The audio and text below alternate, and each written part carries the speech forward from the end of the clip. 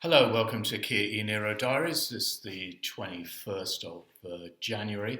Firstly, I'd like to thank people who've been watching and people who've been subscribing. I've recently just crossed the 100 subscribers threshold, which is kind of nice. And it's just me mostly rattling on about the ownership experience of one particular car.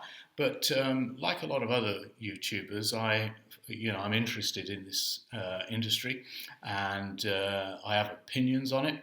And I may have mentioned before that in my working life, which is now mostly behind me, I'm pretty much retired now. Um, I used to write a lot of business cases. I was a product manager in the telecoms industry, and I used to try to forecast when the new thing would take over from the old thing and what would be the effect of this technology and that technology. I wasn't particularly successful at it, or certainly no better than anyone else. But I've always been interested in collecting the numbers, drawing the graphs, and trying to work out what I think is going to happen, because it was my job. Okay, so I'm going to rattle on about that, and I think really for me, what's interesting now, we're a few weeks into the new year, the new decade, is what do we think is going to happen to electric vehicles adoption over the next 10 years. And, it does seem that things move very slowly. They certainly, don't move fast if you look at them on a week by week, even a month by month basis. But I think one way of sort of taking stock is to having reached the end of a decade, you look back on the last one and where were we in 2010? Well, in 2010, the Nissan Leaf had just been launched in Japan. It wasn't available anywhere else. I think it came to Europe and the USA the following year. Then in 2012, the Renault Zoe came to the market in Europe. And that same year in 2012, of course, most importantly, the Tesla Model S. Now, Tesla, to me, it's been the Tesla decade for me in terms of electric vehicles and vehicles generally. It seemed impossible that any new brand could come to an established market. The barriers to entry in terms of the capital you need to build factories and design vehicles and processes to make them, it seems impossible that any 10 years ago that there will be a new brand coming onto the market that no one's ever heard of. They're going to make a car that is going to go right into the heart of a market where the Germans, the BMW, Audi, Mercedes are particularly strong, which is large saloon, or as Americans say, sedan cars. And they're going to be successful in this. I'd have said, no, you must be crazy, that's never going to happen. But that's exactly what happened. The Model S was launched in 2012. In that year, Tesla delivered 3,000 cars. And it got a lot of criticism, and I don't think the established car makers took Tesla particularly seriously. But within 2 years of the Model S being launched, it was outselling the BMW 7 Series, the big Mercedes, and the big Audi vehicles in the United States. Then came the Model X, and then of course that was fine, and people said, well, okay, these are vehicles that are 80 to $100,000, pounds, euros, whatever, and they're going to make about 40, 50,000 a year, but to be a mass market manufacturer, you're never going to be able to compete. And of course, Tesla then launched the Model 3, as we know, and they ended 2019 having sold 367,000 cars globally. So that's just over a third of a million. So in 9 years, they've gone from 3,000 vehicles to over a third of a million. A tremendous achievement for a brand that no one had ever heard of. But people have heard of them now, and Tesla are really worrying the industry. They're taking a lot of business from BMW and Mercedes and all the other cars in that sort of luxury saloon segment where Tesla are winning business with the Model 3. And, it's interesting that this is really forcing, I think, other car companies to take electric vehicles seriously. And I'm absolutely sure we wouldn't have the Kia e-Niro and some of the other cars that are coming out now from established manufacturers if Tesla didn't exist.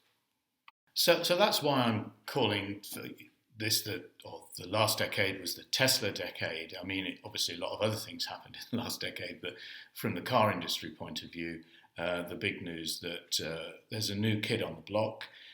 They only make electric vehicles, and they're doing extremely well with it, and it's forcing change in the rest of the industry. So where do we think Tesla will be in another 7 years? I mean, they've done everything between 2012 and 2019.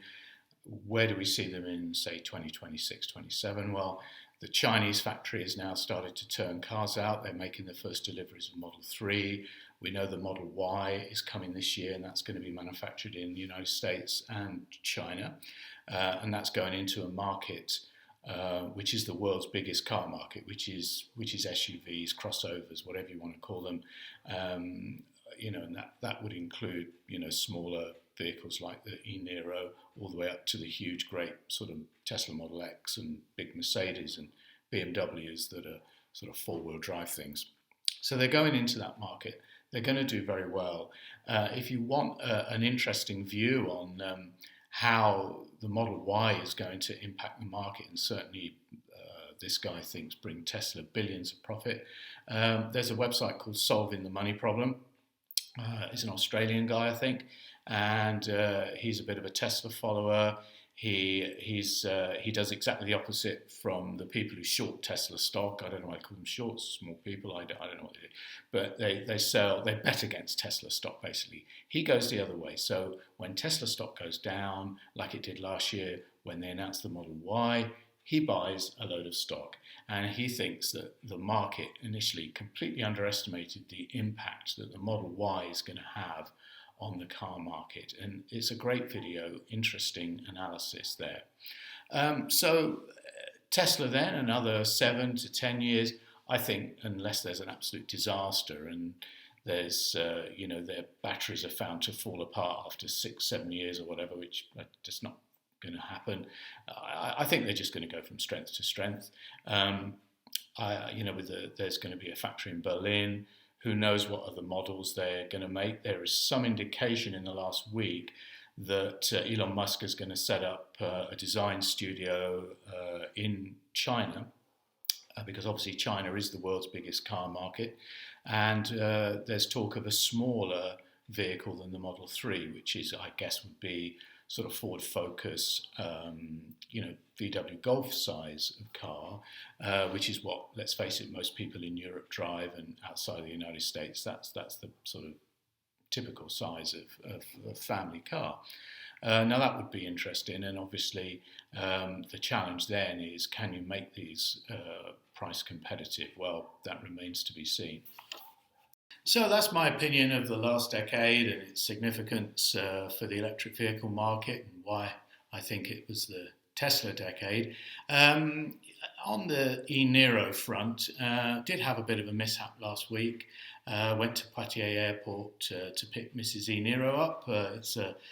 It's a thing we do many times. I must have been to the airport 40, 50 times in the last 7 years. And I know there are little concrete bollards there that separate the taxi lane from the pickup lane.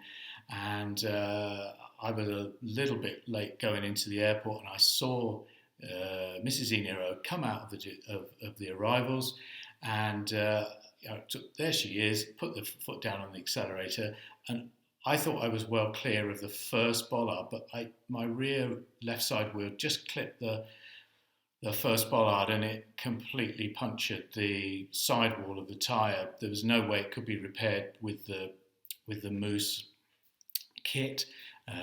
Not much I could do about that. I managed to get off the airport site before it completely deflated. And next door is a garage. We parked up there. Unfortunately, they didn't have the right kind of tyre, so we called the Kia rescue service.